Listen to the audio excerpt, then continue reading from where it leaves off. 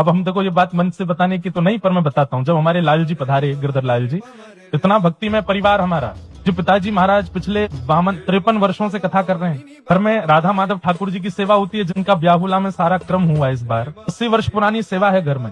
लेकिन दास के पास जब गिरधर लाल जी पधारे 6 साल पहले, पूरी कथा तो बहुत बढ़िया कैसे आए, पर जब ठाकुर जी आ गए तो मेरी स्थिति ऐसी, उस समय हमारी कथा ज्यादा होती नहीं थी, साल में 6-7 कथा होती थी। बाकी के दिन घर में बैठे बैठे क्या करूं, पूरे दिन में सेवा में ही लगा रहता।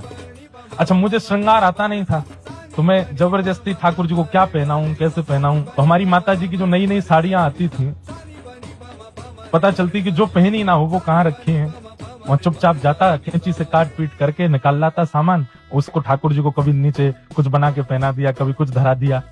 घर में नीचे सबके पास दौड़ के जाता, लाल जी का दर्शन करके आओ, श्रृंगार किया है। श्रृंगार शुरू होता था 8 बजे सुबह और पूरा होता था 2 बजे दोपहर में।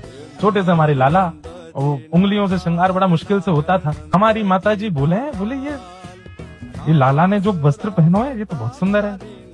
और फिर माता जी जाके जब अपनी कबर्ड चेक करती है, तब पता चलते, अरे मुझे तो लगती पता नहीं कौन सा नया चूहा घर में घुसे आया है, रोज कुतर जाता है साड़ियों को। अब पता चली ये दोनों चूहा हैं, मैं और मेरे लाल जी, यही कुतरते हैं। तो कुछ दिन तक हमारी माता जी बड़ी परेशान रहती, बोले कुछ नहीं करता है, पूरे दिन ऊपर बैठा रहता है, ठाकुर जी की सेवा करता रहता है, नहीं घर के काम काज देखा कर।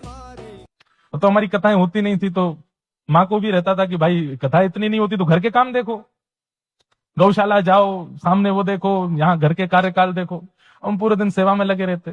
समय कुछ दिन के लिए ऐसा होता था कि मेरे को सब समझाते थे, भाई पूरे दिन ये सेवा में लगा रहना ही काम नहीं है, थोड़ा अध्ययन आदि से अपनी कथाओं का क्रम भी बढ़ाओ, ऐसा करो।